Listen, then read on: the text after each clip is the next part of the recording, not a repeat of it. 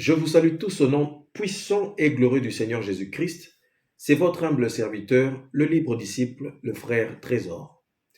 Aujourd'hui, bien-aimés, je suis très heureux d'avoir à partager avec vous. Mais la Bible déclare, vous connaîtrez la vérité et la vérité vous affranchira, elle vous rendra libre. Amen.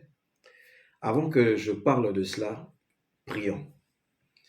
Père éternel, mon âme te loue, mon âme te bénit, mon âme te glorifie. Tu es le Dieu vivant, le Dieu glorieux. C'est toi qui nous as fait, c'est toi qui nous as donné l'intelligence et la sagesse de pouvoir demeurer auprès de toi. Tu nous as enseigné à marcher selon ta volonté en nous communiquant l'amour par ta bonté et par ta grâce. La parole de Dieu déclare que les bontés de l'Éternel ne sont pas épuisées, elles ne sont pas à leur terme et elles se renouvellent chaque matin. C'est pourquoi nous te rendons grâce pour ce que tu nous accordes le souffle et que tu nous préserves. Dans ton nom puissant et glorieux Jésus-Christ de Nazareth, nous avons ainsi prié. Amen. Bien-aimés, je ne vais pas prendre beaucoup de temps parce que c'était quelque chose qui n'était pas prévu à la base, mais à chaque situation, chaque chose, Dieu nous enseigne et il nous parle.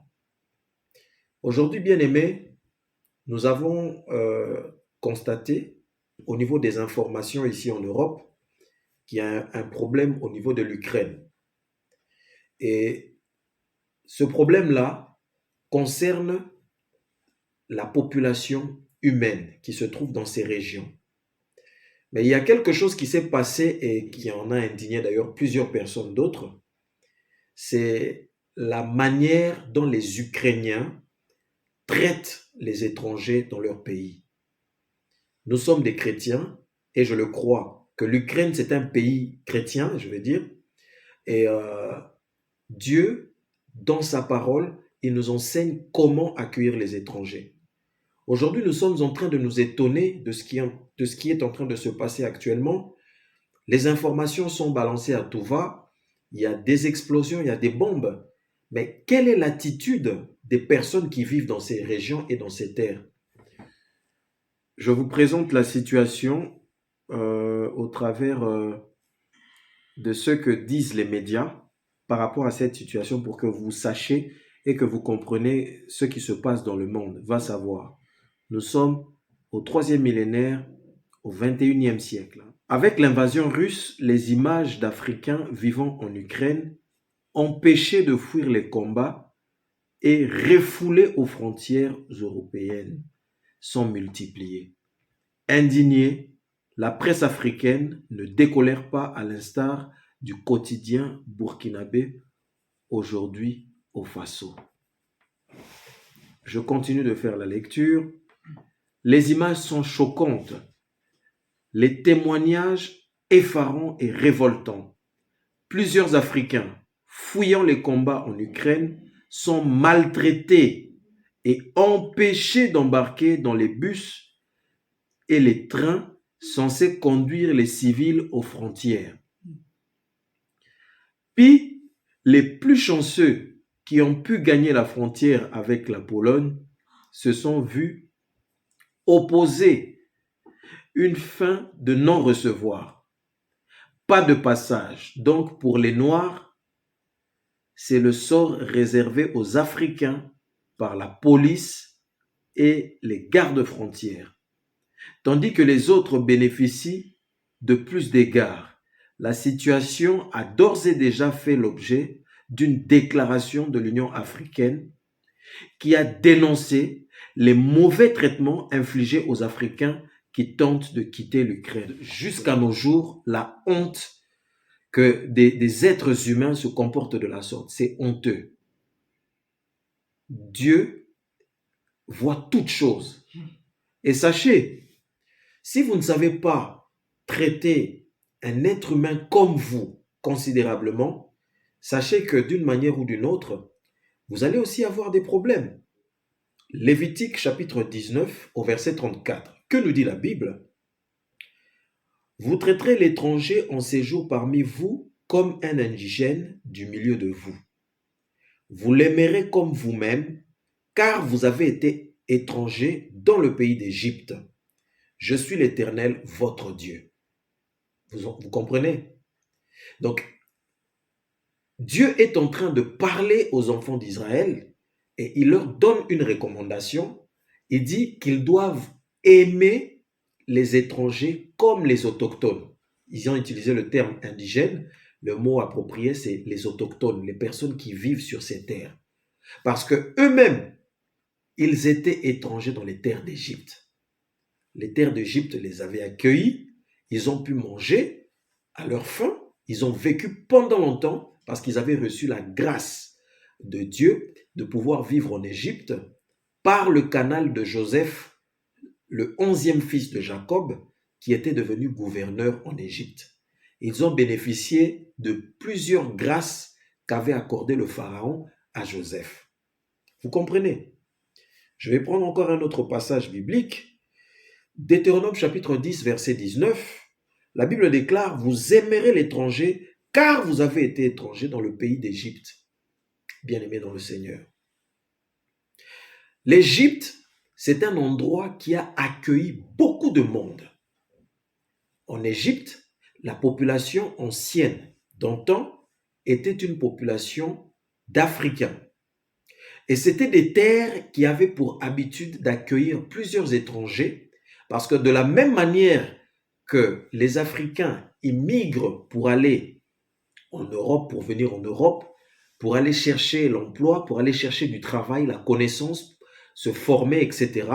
C'était la même façon que les Européens, les Indo-Européens quittaient l'Asie, ils descendaient et ils venaient jusqu'en Égypte pour prendre la connaissance, pour pouvoir vivre, pour pouvoir y séjourner et pour pouvoir bénéficier de ce que l'Égypte possédait à l'époque, car l'Égypte était une grande puissance économique.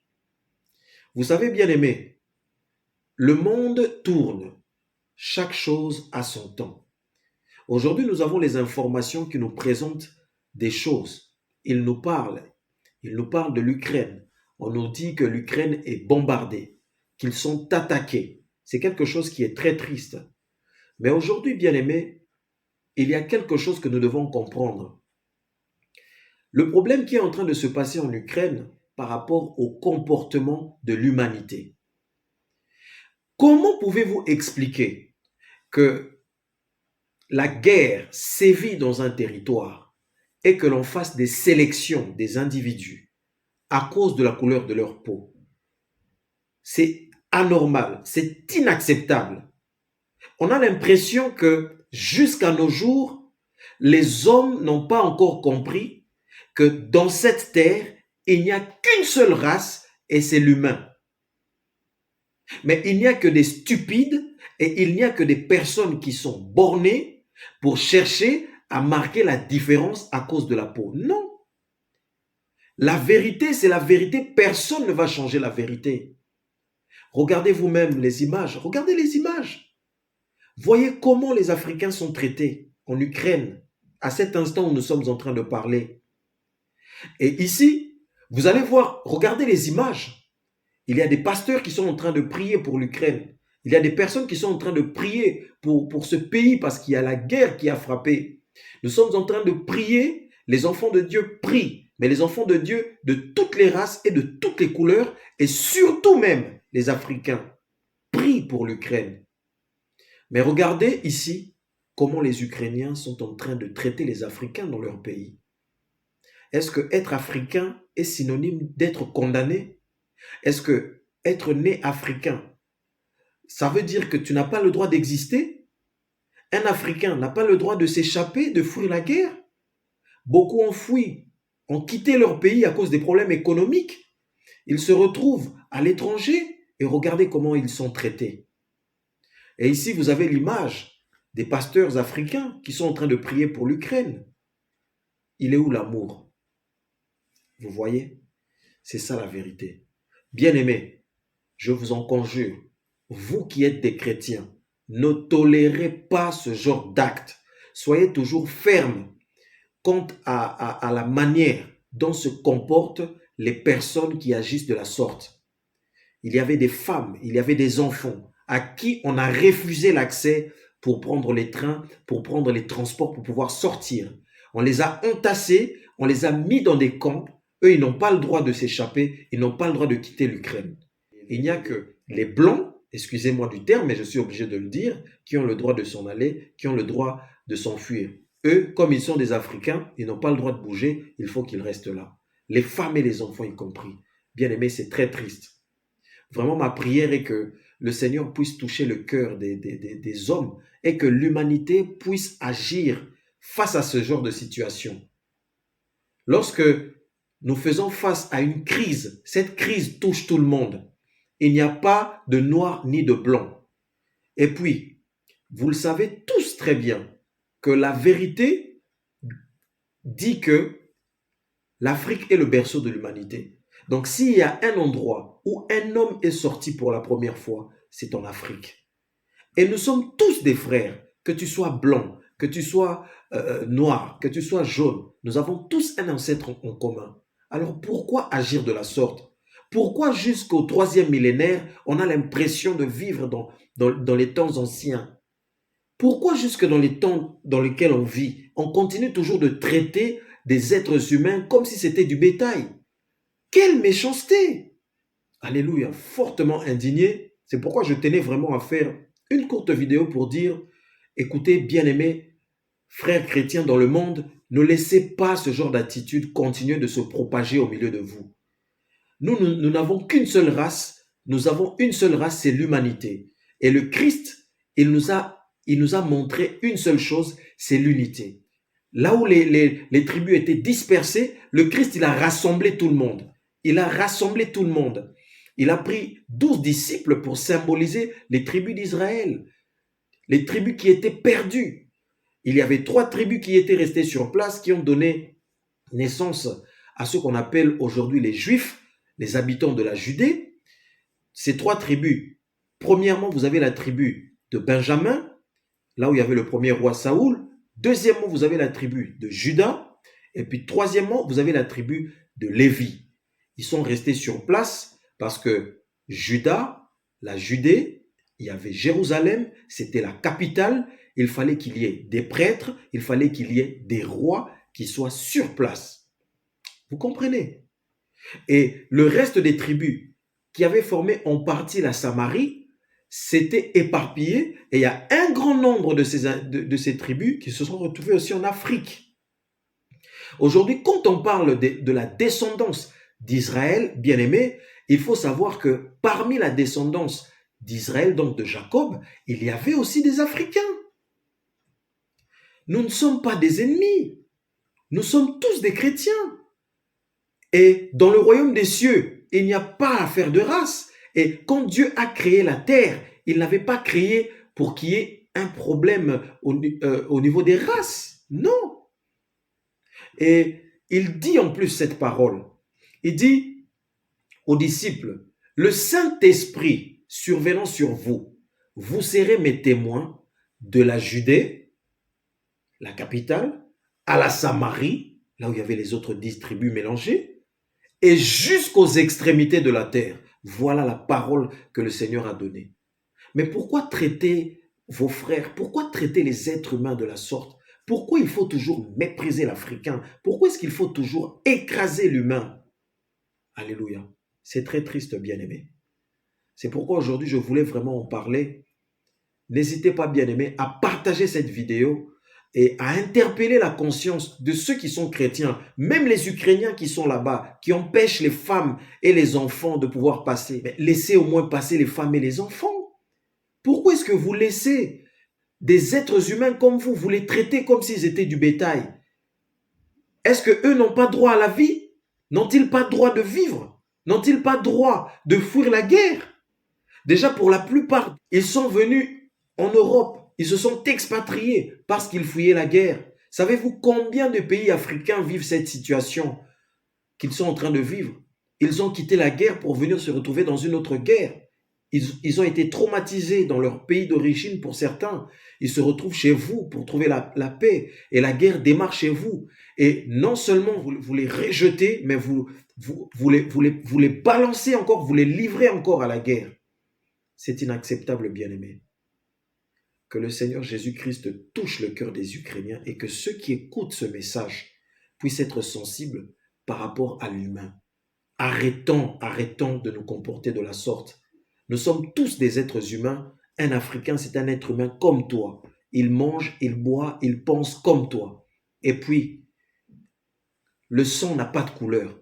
Nous avons tous le sang rouge. Je n'ai jamais vu un Ukrainien avec un sang bleu, ni un Américain avec un sang vert, ou un Chinois avec un sang de couleur violette, ou je ne sais pas, un Français avec un sang de couleur bleue. Ça n'existe pas. Nous avons tous le sang rouge.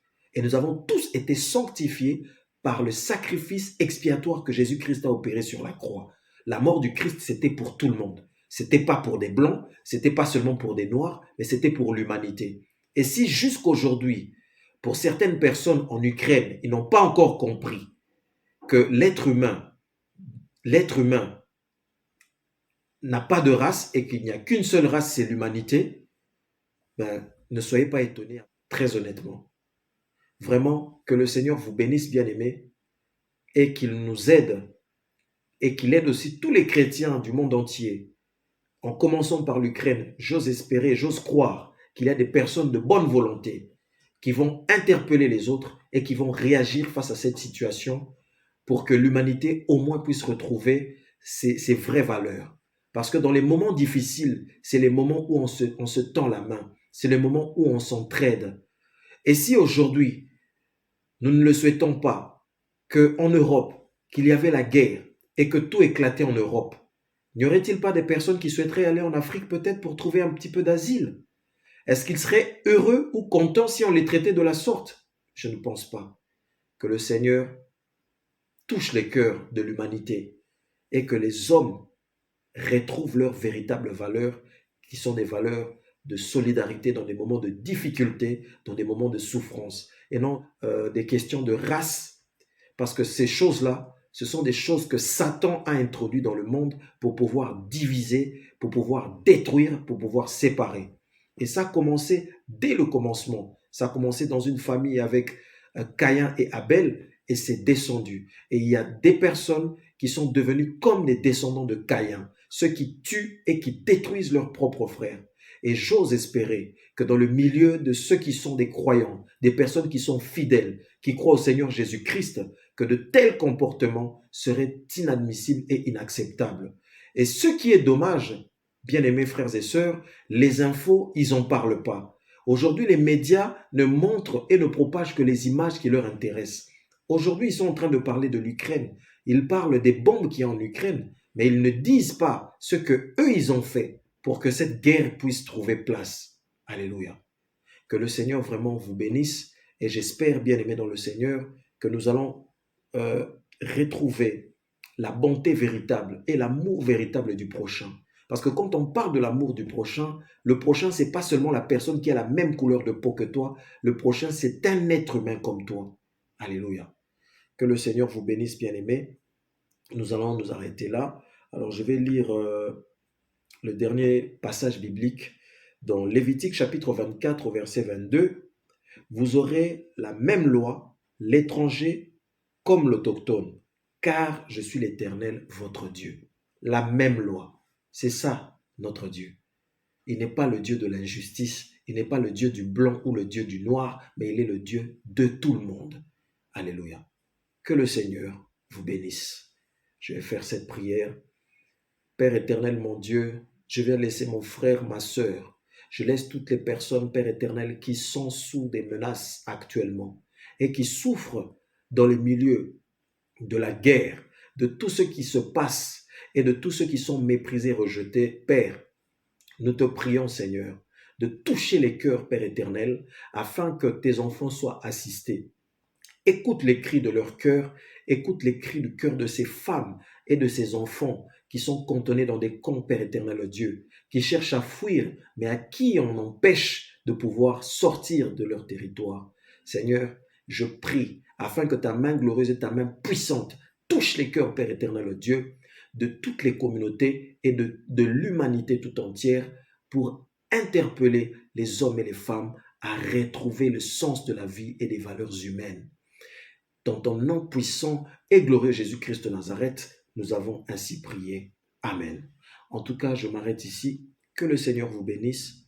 Ce n'était pas dans le programme, mais nous l'avons fait parce que c'est le Saint-Esprit qui nous a touchés et nous avons aussi cette sensibilité que de voir des hommes et des femmes vivre ce genre de situation. Soyez bénis. Et c'est pas tout le monde qui réagit de la sorte. En Ukraine, il y a aussi des gens qui sont bien, des gens valeureux qui continuent de soutenir les autres, de leur donner du repas, de leur donner à manger et de les protéger et de les garder. Mais surtout que les autorités ukrainiennes n'acceptent pas cette situation. Si des gens doivent fuir, qu'on laisse tout le monde fuir parce que tout le monde a besoin de sauver sa vie. Que le Seigneur vous bénisse. C'était votre humble serviteur, le libre disciple du Christ, le frère Trésor. Allez, à bientôt. Au revoir.